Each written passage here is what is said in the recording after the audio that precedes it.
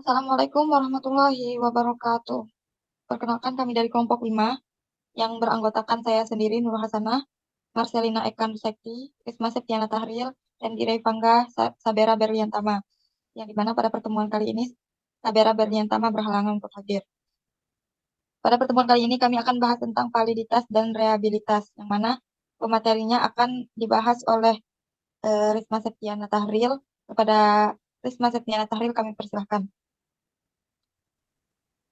Baiklah, di sini saya akan menjelaskan materi dari kelompok 5.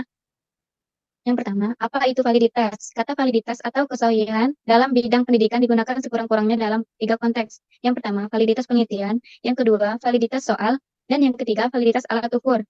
Next.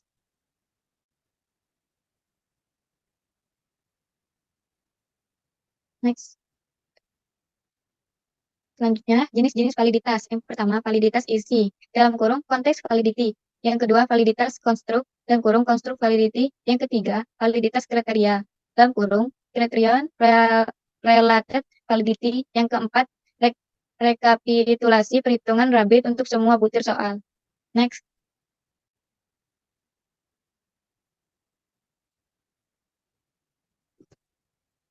Dalam menguji validitas, penelitian ini menggunakan rumus koefisien korelasi produk momen dari KAR. Perusahaan adalah dengan RXY sama dengan N sigma XY dikurang sigma X, sigma Y per akar N sigma X kuadrat dikurang sigma X kuadrat dikurang sigma Y kuadrat.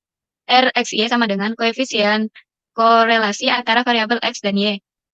Sigma XY sama dengan jumlah perkalian antara variabel X dan Y. Sigma X kuadrat sama dengan jumlah dari kuadrat nilai X. Sigma Y kuadrat sama dengan jumlah dari kuadrat nilai Y.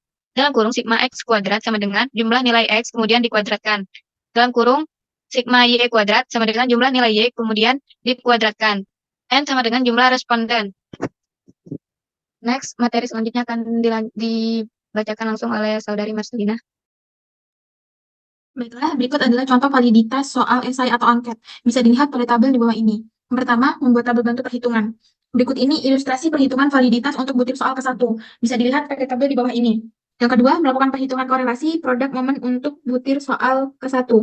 Yang mana rumusnya R sama dengan N sigma XY dikurang sigma X dikali sigma Y per akar kuadrat N sigma X kuadrat dikali sigma X kuadrat dikali N sigma Y kuadrat dikali Y kuadrat. Lalu dimasukin nilainya sehingga dapatlah R ini nilainya itu sama dengan 0,766. Next.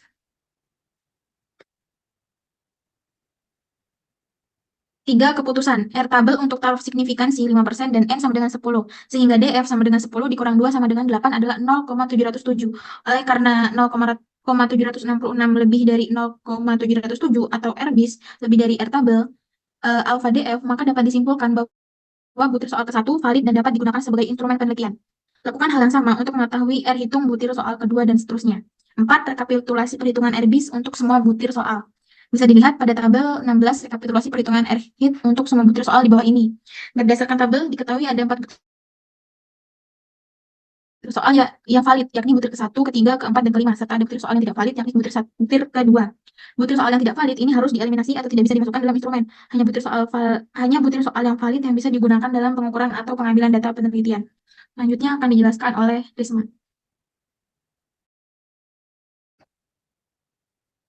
Next. Baiklah, selanjutnya, apa itu reliabilitas? Jadi, reliabilitas dilakukan dengan membandingkan nilai Cronbach alpha dengan tungkat atau taraf signifikan yang digunakan. Next.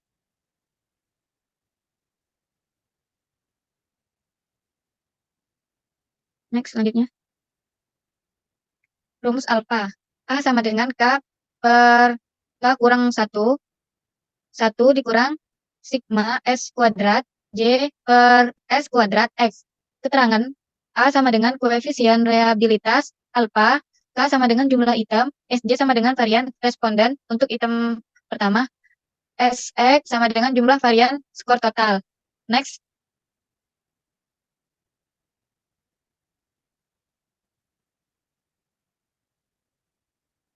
Baiklah, di sini ada tabel. yang mana siswa ke-1 butir soal 2, 3, 5, 1, dan 2. Yang mana skor totalnya adalah 13. Dan yang lainnya bisa lihat sendiri di tabel. Yang pertama, sebelum masuk ke perhitungan alfa, Cronenberg, terlebih dahulu dipilih butir-butir item yang valid yang akan diuji reliabilitasnya. Hal ini berarti bahwa instrumen yang tidak valid harus dieliminasi terlebih dahulu. Berdasarkan pengerjaan sebelumnya, 2 kali 1 kali 2, diketahui bahwa ada satu butir soal yang tidak valid, yakni butir kedua. Butir soal yang tidak valid ini harus dieliminasi atau tidak bisa dimasukkan dalam instrumen. Sehingga tersisa 4 butir soal yang diuji reliabilitasnya. 4 butir soal tersebut adalah butir ke-1, ke-2, ke-3, ke-4, dan ke-5. Yang kedua, membuat tabel bantu perhitungan. Berikut ini ilustrasi perhitungan reliabilitas untuk butir soal ke-1. Kelas selanjutnya akan dilanjutkan oleh pemateri selanjutnya.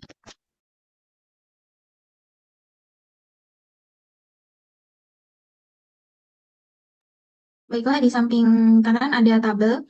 Nah, di sini 3 melakukan perhitungan varians butir soal 1.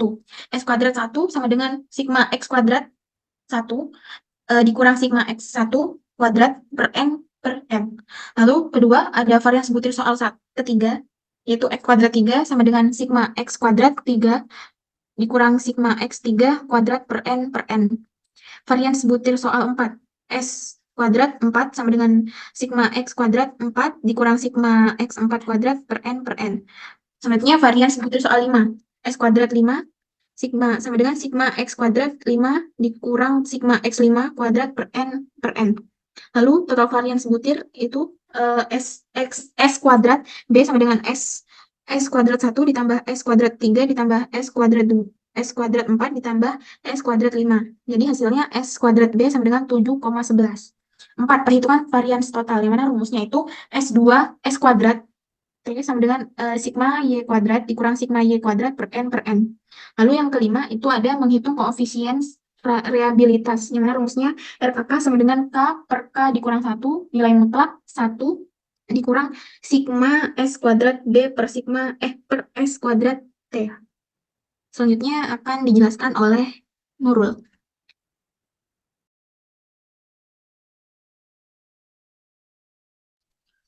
Selanjutnya, keputusan berdasarkan hasil perhitungan diketahui bahwa nilai koefisien reliabilitas adalah 0,779.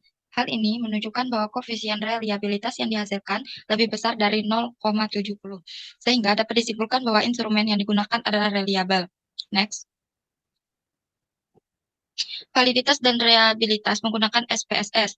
Pengujian validitas dapat dilakukan dengan menggunakan aplikasi SPSS. Uji validitas merupakan uji yang digunakan untuk mengukur tingkat keefektifan suatu alat ukur atau media ukur untuk memperoleh data. Next. Langkah menguji validitas dengan SPSS. 1. Siapkan tabulasi data tanggapan responden dalam format Excel. 2. Buka program SPSS. Jika program sudah tampil seperti format Excel, klik variable view, lalu isikan data menyesuaikan dengan pertanyaan dan pernyataan. 3. Klik data view, kemudian copy pastekan data tabulasi tanggapan responden di Excel ke program SPSS. 4. Klik menu Analyze, Correlate, lalu klik Bivariate. 5. Pindahkan semua item ke sisi kanan, lalu klik OK. Next. Langkah menguji reliabilitas dengan SPSS. 1. Tampilan setelah pengujian sebelumnya di SPSS. 2. Klik menu Analyze, kemudian Scale, lalu klik Reliability Analysis. 3. Pindahkan hanya pertanyaan atau pernyataannya saja tanpa memindahkan jumlah tanggapan, kemudian klik OK. 4. Adapun hasil pengujian uji reliabilitas dengan taraf signifikan yang digunakan sebesar 0,5. Next. Mungkin hanya itu yang dapat kami sampaikan penjelasan materi tentang reliabilitas dan validitas dari kelompok 5. Apabila ada kekurangan atau kesalahan, kami mohon maaf. Akhir kata, wabillahi taufiq wal hidayah. Wassalamualaikum warahmatullahi wabarakatuh.